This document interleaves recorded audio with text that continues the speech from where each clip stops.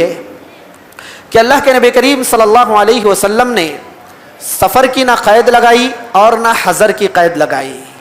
بلکہ سفر میں، حالت سفر میں اور حالت قیام میں آپ صلی اللہ علیہ وسلم کی طرف سے یہ حکم ہے کہ آدمی ایک بیل میں 7 آدمی قربانی میں شریک ہوں گے۔ 7 آدمی مطلب 7 آدمی نہیں بلکہ 7 گھرانے ایک بیل میں شریک ہوں گے، 10 گھرانے ایک اونٹ میں قربانی میں شریک ہوں گے۔ زیادہ سے زیادہ کی تعداد ہے، 7 ہی ہونا یہ ضروری نہیں ہے، 6 بھی ہو سکتے ہیں، 3 بھی ہو سکتے ہیں، 5 بھی ہو سکتے ہیں،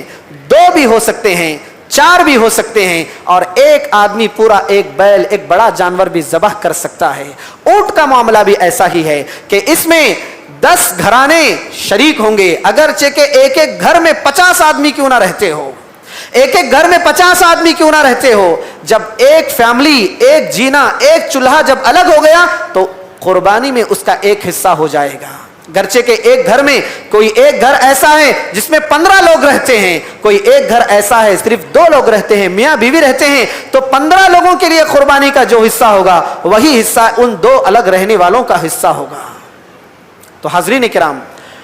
عموماً ایک بات سننے کو یہ ملی کہ بعض لوگ حصے ڈالتے ہیں اور حصوں میں لوگوں کے بجائے کلو کا اعتبار کیا جاتا ہے۔ مثال کے طور پر ایک چھوٹے جانور میں، ایک چھوٹے بیل میں اگر 100 کلو گوشت نکلتا ہے تو لوگ اس کے 10 حصے کر دیتے ہیں اور 7 حصوں کو تقسیم کر دیتے ہیں، لوگوں سے 7 حصوں کی فیس لے لیتے ہیں اور 10 لوگوں میں تقسیم کر دیتے ہیں۔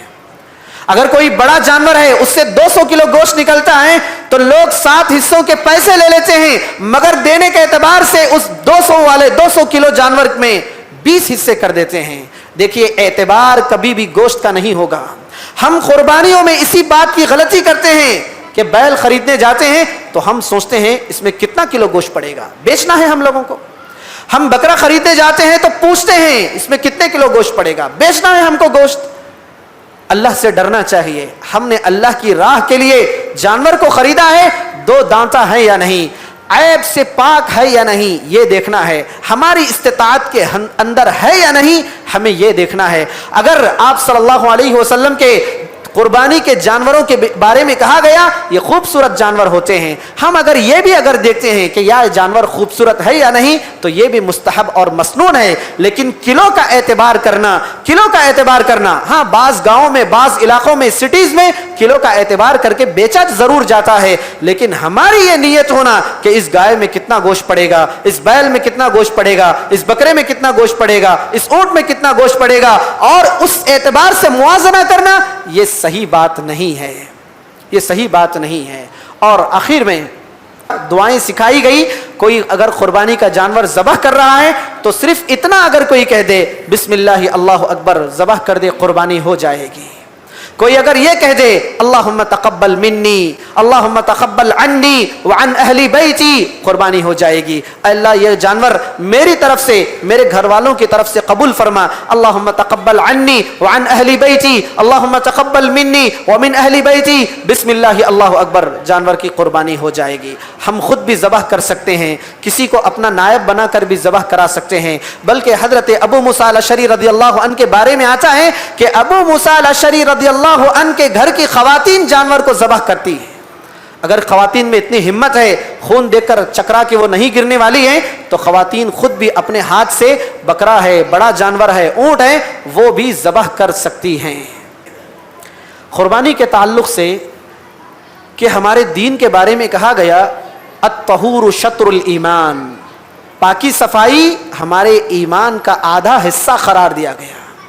نماز پڑھنے کے لیے کہا گیا لباس پاک ہونا چاہیے،